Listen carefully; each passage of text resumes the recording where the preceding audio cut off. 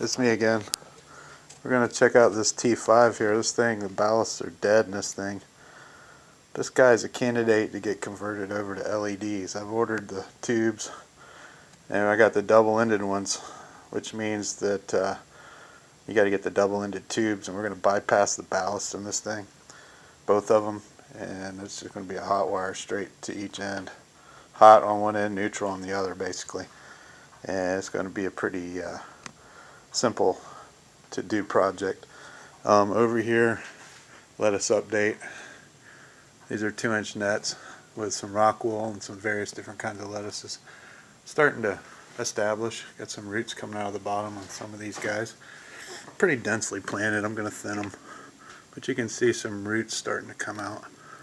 A little weak nutrient solution in the bottom. These are some shallots I just stuck in here. I don't know if they'll do anything, but see if they'll root or not.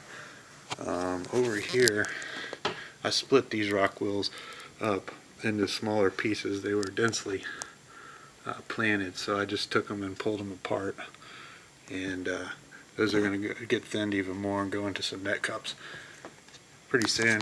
My Mars Hydro light's coming soon, and I've got a grow tent. Some of this stuff's going to go in the grow tent, some of it's going to go outside. My poor pineapples not doing well.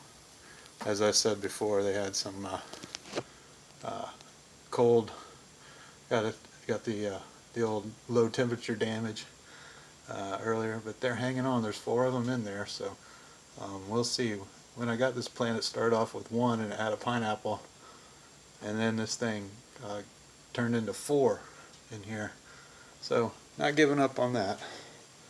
And for our orchids, we got this Dynagrow Orchid Pro 786 that we're going to try out and see how this works. Let's get a little better light here and focus here. Sorry about that focus problem. Well, it's not showing up so great, but anyway, there we go. There's the analysis on it. We're going to try that for the orchids. Orchids are not doing so great, so got some different nutrient mix for them. And here I got a 5-gallon bucket. There's a pump in the bottom with a spray nozzle. You can see it in there.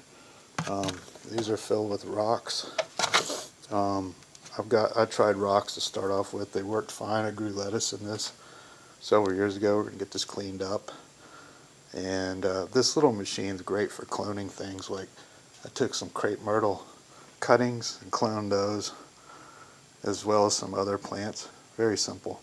I put it on a timer and just run it several times a day. It sprays the bottom of the net cups.